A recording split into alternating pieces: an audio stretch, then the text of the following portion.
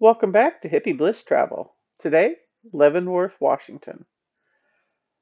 We have never been there before, but well, I shouldn't say we've never been there. We've driven through the town during the summertime, but we always wanted to go during the winter time when they have the Christmas lights.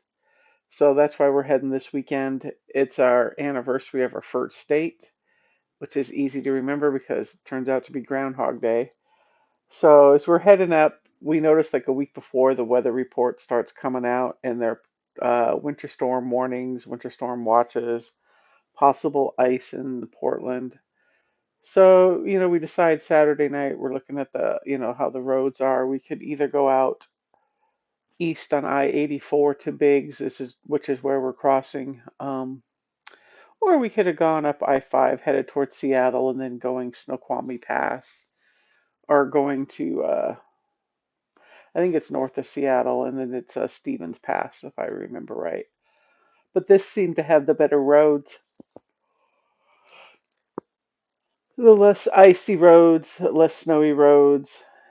Um, so we headed this way, and we weren't sure. We were expecting the roads to be much worse right now, but it was right above freezing. There, yeah, you can see there's some rain in the or sprinkle in the on the windshield, but the roads were at this point were relatively dry.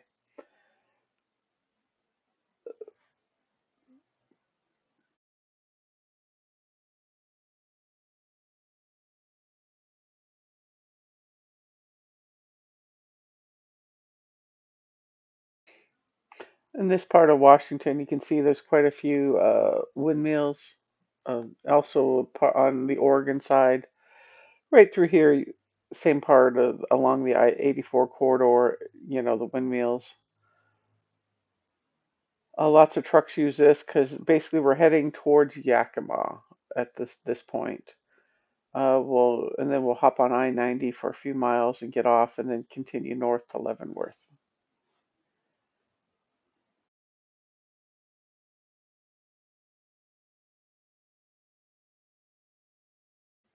The farther north we got, the more the overcast skies opened up, blue skies, sun came out.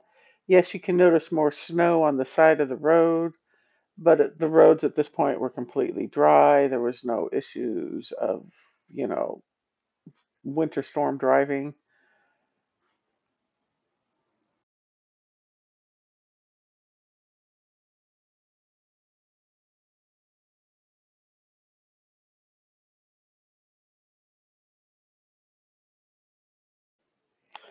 The little exit said viewpoint, so we pulled off to check out the view, and it was a pretty dang spectacular view. And then we got right back on the highway.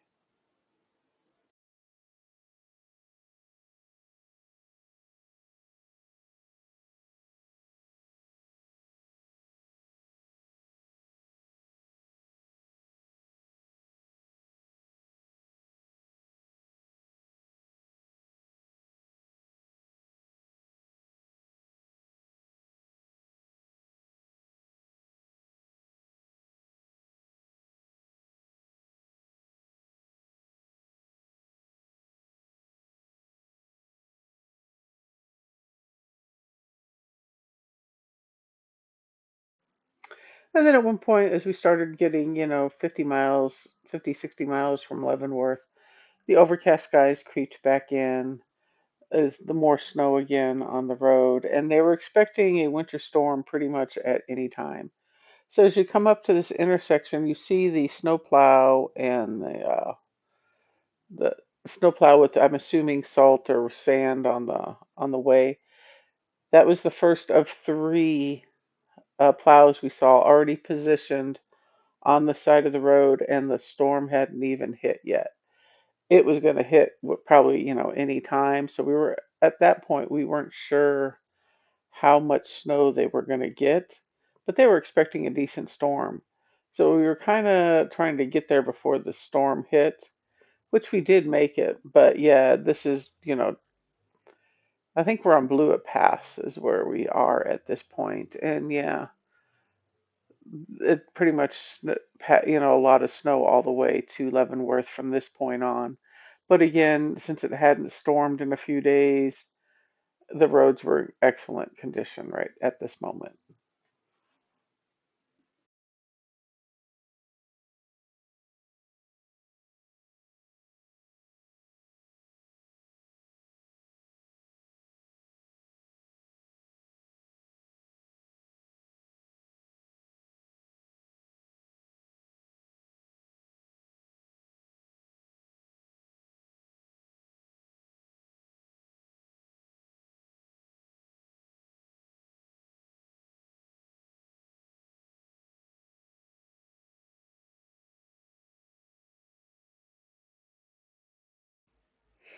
Here we are in Leavenworth, downtown Leavenworth.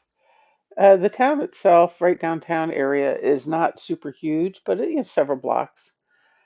We had a choice, headed down to two hotels. One right downtown, in the middle of everything, we could walk to everything, but there was no amenities or, a newer hotel that had the pool and the hot tub, but we passed it on the way in, but to come downtown, we would have had to, get in a car and drive. All the street parking on the side, there is signs, winter parking hours are no parking between 2 a.m. and 7 a.m. And that's because when it snows, that's when they plow all the streets down through the downtown area. First night it didn't snow, so we didn't think much about it.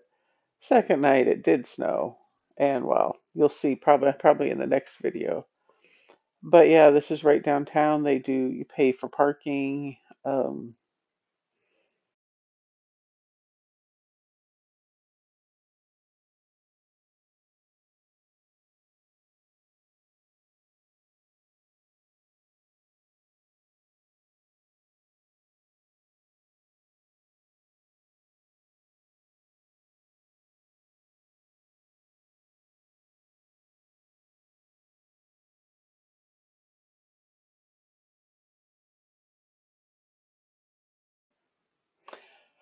yeah, so we're coming up here to park. We were probably an hour before we could check into the hotel, and so we hadn't eaten or anything. So we thought we'd walk around, get some lunch. I do like it in some of these touristy towns where they put like public restrooms. They have their own little public restrooms out in the, out along the sidewalk. So you don't have to go into businesses to see if can use a restroom. That was kind of nice. But we were there. This was Sunday afternoon, and the horse and buggies, they were, taking the tourists around. We're just there on Sunday. We didn't see them on Monday.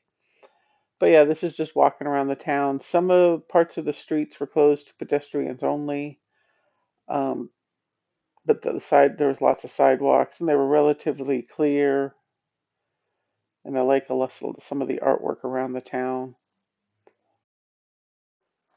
Yeah, we decided to go to the Rhine House for some lunch. They had a small indoor seating and they had a large outdoor seating. And yeah, you're thinking because it's, February, it's kind of chilly. We went with the outside because every table had its own little fire thing like that. So you stayed pretty warm. You went up to the like a bar area and ordered, and then they would bring you your food. And this is just some of the view from up where we were sitting on the patio area. And most of the people were sitting outside in the patio area. It was pretty full, so we got some brats, some fries, and some drinks. Food was excellent. After lunch, we walked around the town a little more.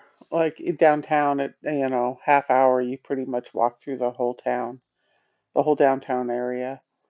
When I went to check into the hotel, I noticed that they have a very limited check-in time for the winter. It's from 3 to 6 p.m.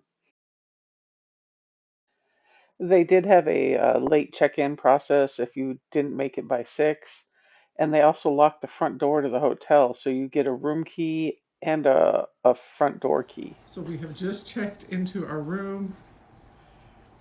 We got the bottom room off by itself.